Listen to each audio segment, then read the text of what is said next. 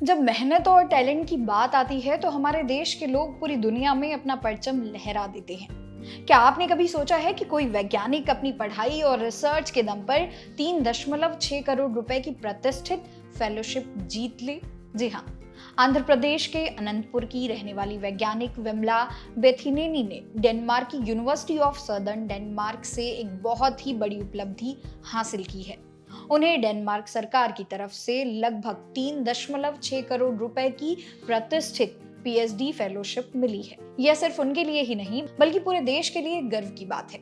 आइए जानते हैं कि कौन है विमला बेथिनेनी और क्यों मिल रहा है उन्हें इतना बड़ा सम्मान। विमला बेथिनेनी का सफर हम सब के लिए एक बड़ी प्रेरणा है। अनंतपुर के रिकुलकुंटा में स्थित हॉर्टिकल्चर रिसर्च स्टेशन में विमला ने साल 2019 से 2023 तक एक वैज्ञानिक के तौर पर देश की सेवा की थी। 3 साल पहले जब उनके पति को डेनमार्क में नौकरी मिली तो विमला ने अपने रिसर्च करियर को एक नया मोड़ दिया और लंबी छुट्टी लेकर डेनमार्क शिफ्ट हो गई, वहीं पर अपने सपनों को पूरा करने के लिए। और अब उनकी वही मेहनत रंग लाई।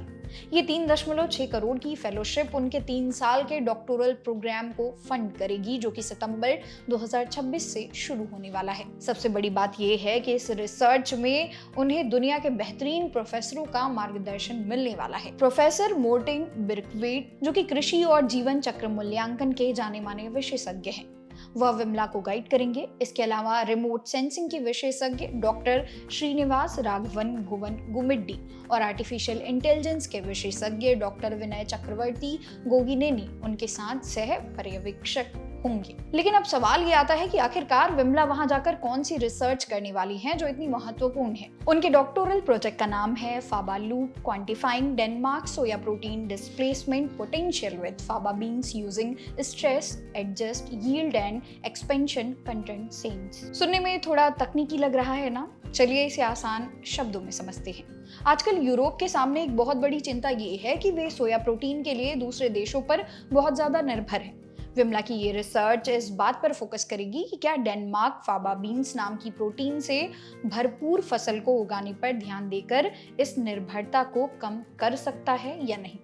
फाबा बीन्स एक ऐसी फसल है जो घरेलू स्तर पर उगाई जा सकती है और पर्यावरण के लिए भी बहुत फायदेमंद होती है।